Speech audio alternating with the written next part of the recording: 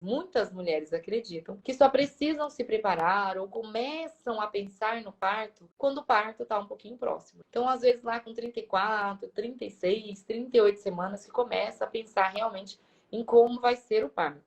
Lógico que a gente sabe que cada vez mais as mulheres já estão tomando consciência, conhecimento que a gente precisa realmente se preparar para o parto muito antes, mas a gente ainda tem muitas que às vezes não se preparam ou que nem tem esse estímulo. Então eu queria que você falasse um pouquinho de quando que é o ideal as mulheres começarem então a pensar no parto, independente do tipo de parto. Quando a gente engravida, a gente já começa a pensar no dia do nascimento, porque é muita coisa para estudar, é muita coisa para entender, para até decidir qual a via de parto é melhor para mim. Então, o momento do parto, ele tem que ser estudado e construído desde quando a gente descobre que está gestante, desde o início do pré-natal. E aí eu falo que o primeiro preparo é a gente estudar. O que é um parto via cesariana? O que é um parto via vaginal? Quais são os benefícios de um? Quais são os riscos do outro? Qual é a relação entre o meu pré-natal e as duas vias de parto? Porque existem indicações, contraindicações relativas, absolutas.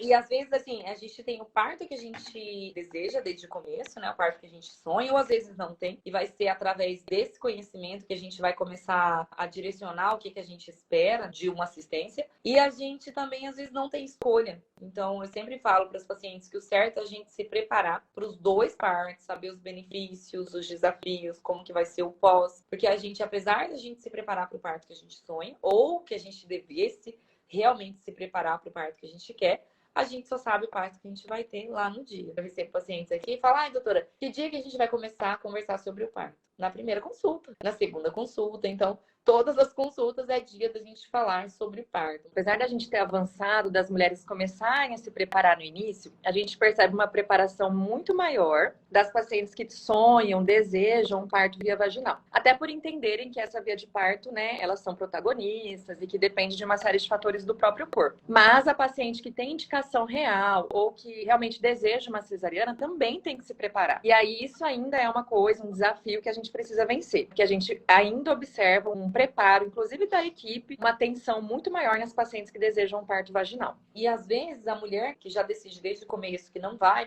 pensar numa preparação do parto natural, ela também se contenta com um pouco menos. Isso também é muito comum. Ah, eu não vou fazer tanta atividade física, não vou me esforçar porque eu vou ter cesárea. Ou às vezes acaba estudando um pouco menos, se preparando um pouco menos, ou achando que não precisa fazer a fisioterapia. Então, assim, como se quem quer cesárea pudesse ter uma dedicação menor. E não, né? Primeiro que a gente não sabe lá no final realmente qual vai ser a via de parto. Algumas mulheres, mesmo querendo cesárea e pensando sempre na cesárea, podem vivenciar um parto normal, às vezes de nascer muito rápido, ou chegar lá no hospital e realmente não ter como fazer uma cesárea. E também porque esse preparo, esse cuidado, tanto da alimentação, da atividade física, os cuidados com o assoalho pélvico, com o abdômen, eles são pertinentes ou deveriam ser pertinentes da gestação e não de uma via de parto específica.